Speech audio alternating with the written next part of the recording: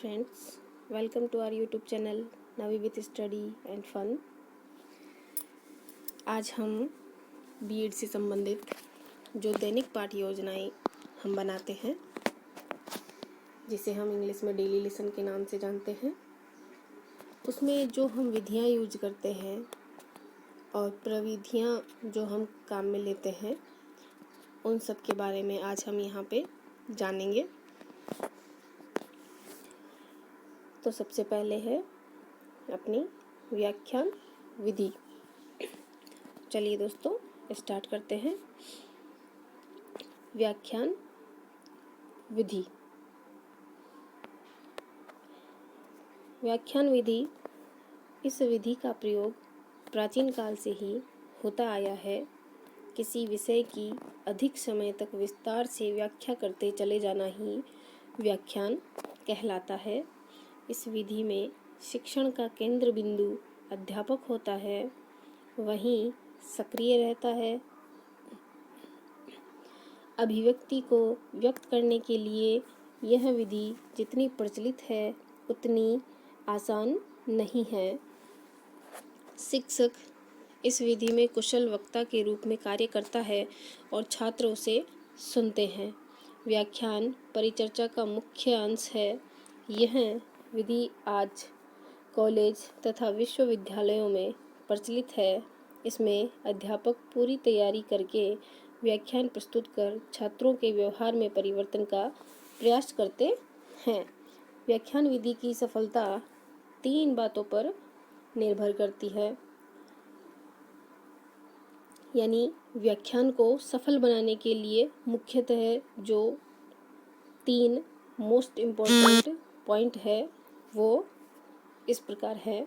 जैसे फर्स्ट है विषय वस्तु का चयन, कि आपने कौन सी विषय वस्तु ली है बच्चों को समझाने के लिए।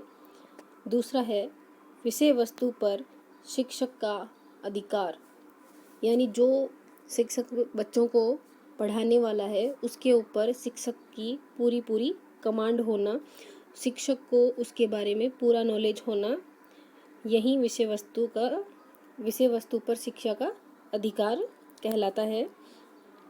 थर्ड है चयनित विषय वस्तु को प्रस्तुत करने का ढंग, यानी जो शिक्षक पढ़ा रहा है उसकी बोलचाल का तरीका, पढ़ाने का तरीका, हाव भाव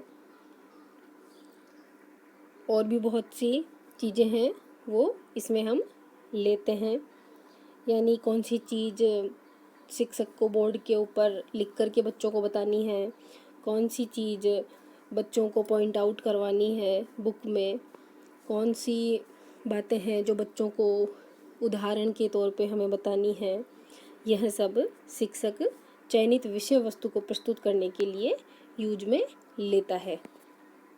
तो चलिए दोस्तों आगे चलते हैं। व्याख्यान विधि के गुण। व्याख्यान विधि अत्यंत सरल, संक्षिप्त एवं तीव्र गति से चलने वाली विधि है। दूसरा पॉइंट है इस विधि में समय की बचत होती है। थर्ड पॉइंट है यह विधि छात्रों की तर्क शक्ति का विकास करती है। फोर्थ पॉइंट है यह विधि व्यक्तिगत शिक्षण पर आधारित है। फिफ्थ पॉइंट है शिक्षक इसके द्वारा कठिन व जटिल तथ्यों को सरलता से स्पष्ट किया जा सकता है।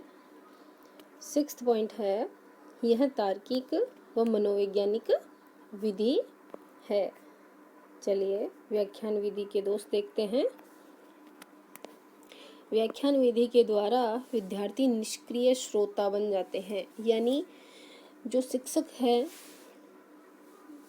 वो सिर्फ अपना ही व्याख्यान देते जाता है।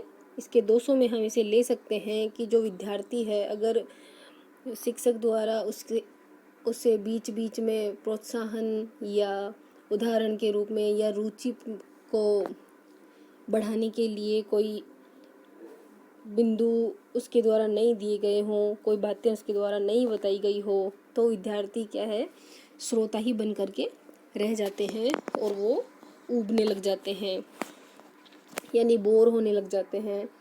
दूसरा पॉइंट है, इस विधि से ग्रहण किया गया ज्ञान अधिक स्थायी नहीं होता है, यानी जब तक शिक्षक पढ़ाएगा तब तक तो बच्चों के ध्यान में रहेगा, लेकिन जैसे ही वो शिक्षक गया और दूसरा शिक्षक आया, उन्होंने पढ़ाना शुरू किया, तो बच्चे पहले वाला क्या पढ़ा और क्या नहीं, अगर शिक्षक का पढ़ाने का तरीका सही नहीं है तो बच्चों को ज़्यादा देर तक वो चीज़ याद नहीं रहेगी। इस विधि में शिक्षण प्रक्रिया नीरस बन जाती है। फोर्थ पॉइंट है, इससे छात्रों को मौखिक चिंतन के अवसर नहीं मिलते हैं क्योंकि शिक्षक का ही व्याख्यान चलता रहता है। फिफ्थ पॉइंट है, यह विधि उच्च कक्षाओं के लिए ही उपयोगी है, यानी व्याख्यान अगर हम छोटी कक्षाओं में जा कर के शुरू कर दे तो बच्चे बहुत जल्दी परेशान हो जाते हैं। छोटी कक्षाओं में पढ़ाने के लिए उन्हें पिक्चर्स बतानी पड़ती है, काफ़ी उदाहरण देने पड़ते हैं, तब जा कर के वो उसमें रुचि ले पाते हैं। तो यह जो है वो बड़ी कक्षाओं के लिए ही होता है। सिक्स्थ पॉइंट है, इस विधि से ग्रहण किया गया ज्ञान स्थायी नहीं होता है क्योंकि श्रोता एक कान से सुनकर दूसरे कान से निकाल देता है।